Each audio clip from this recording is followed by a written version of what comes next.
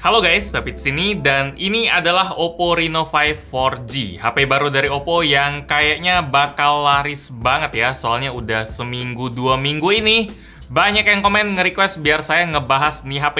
Bang, review Oppo Reno 5 dong. Bang, kapan nih bahas Oppo Reno 5? Temen saya pun ada yang nanya ke saya soal mendingan ambil Oppo Reno 4 atau ambil Reno 5 aja. Padahal Reno 5 ini belum di launching loh, tapi udah banyak banget orang yang tahu duluan. Oppo memang pinter sih buat bikin hype, dan untungnya hype yang udah dibangun sama sekali nggak ngecewain, karena nih HP lumayan bikin orang lirik. Kayak bagian desainnya bakal bikin Anda yang baru masuk ke toko HP mungkin salvo ke Reno 5 ini. Soalnya desain dari nih HP kelihatan lumayan beda dari HP lain. Buat varian Fantasy Silver yang kita bahas kali ini, dia punya warna yang bakal kelihatan beda tergantung dari sudut mana kita ngelihatnya. Di sudut tertentu dia bakal kelihatan agak kebiruan, tapi di sudut yang lain dia bakal kelihatan lumayan orange. Bahan polikarbonat yang dipakai di HP ini juga punya tekstur yang baru kali ini saya rasain di sebuah HP. Kayak agak kasar-kasar gimana gitu, tapi kasarnya itu kerasa tipis-tipis aja. Mungkin kalau dibaratin serasa kayak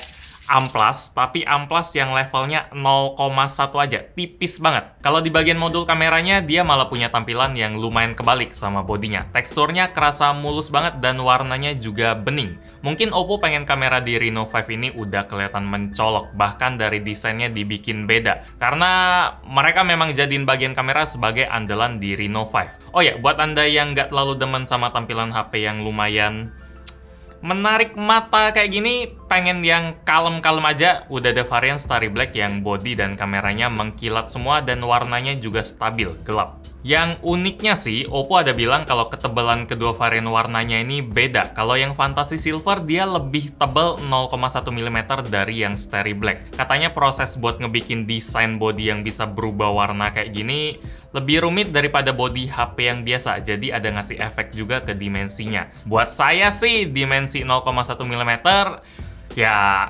nggak berasa sih, udah milimeter 0,1 lagi. Kayak nggak ada pengaruhnya. Bobotnya juga sama-sama bisa dijaga di 171 gram. Jadi soal beda ketebalan ini sekedar tahu aja lah. Kalau ternyata warna body juga bisa ngasih pengaruh ke dimensi HP-nya. Kalau soal warna layar sih jelas nggak dipengaruhin body ya, nggak dipengaruhin bahannya pakai apa, tapi dipengaruhin oleh panel apa yang dipakai. Buat Oppo Reno 5 dia pakai layar AMOLED yang luasnya 6,4 inci dengan resolusi 2400 x 1080 pixel alias Full HD+.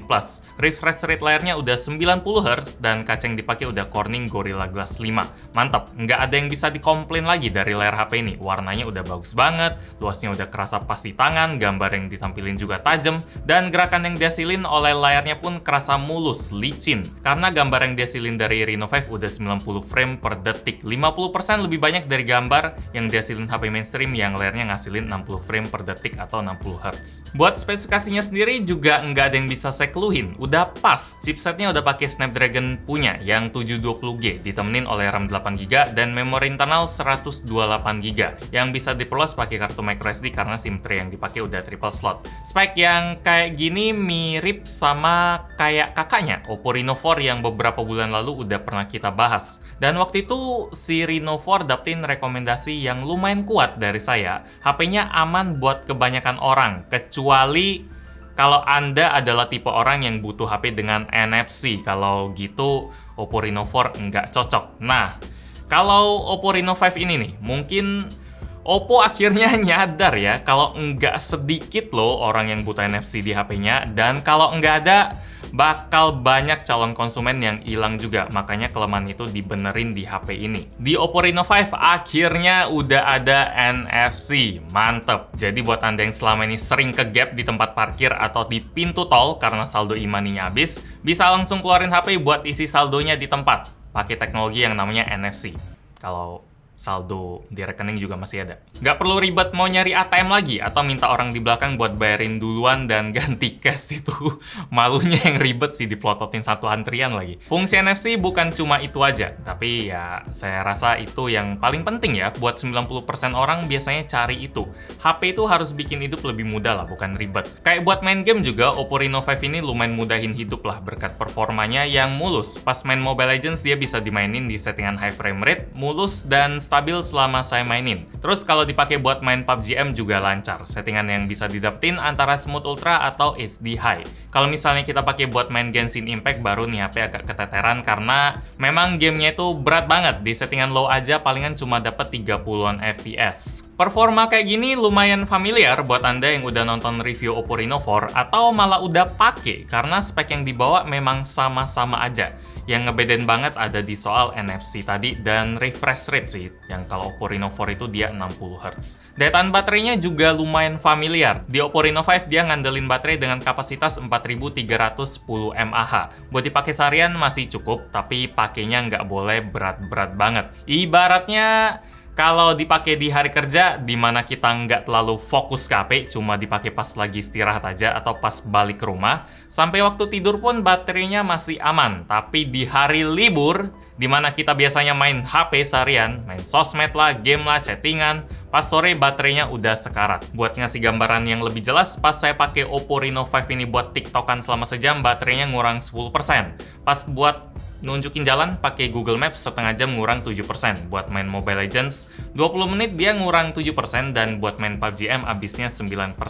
Selama saya pakai HP ini settingan layar yang dipakai juga yang maksimal punya 90Hz. Jadi lumayan buat ngasih ujian lah ke baterainya. Yang saya suka dari baterai HP ini ada di bagian chargernya. Di paket penjualan kita dikasih charger yang punya daya 65 watt. Tapi cuma bisa nerima daya 50 watt lewat teknologi flash charge. Kenapa kayak gitu? Ngasihnya lebih gede daripada yang bisa diterima, entahlah, mungkin di gudang Oppo di mana adanya cuma charger 65 watt.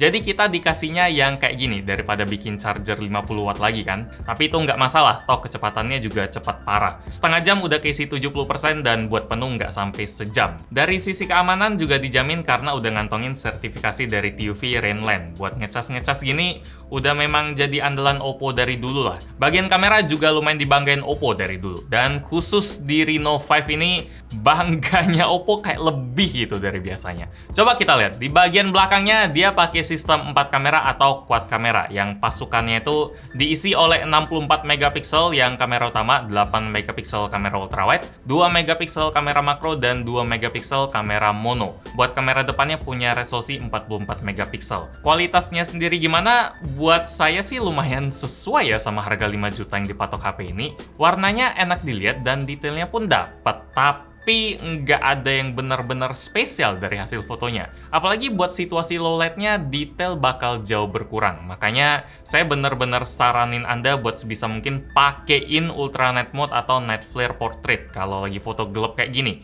Biar hasilnya jadi jauh-jauh lebih bagus daripada pakai mode auto. Kalau pakai Night Mode jadi bagus banget lah.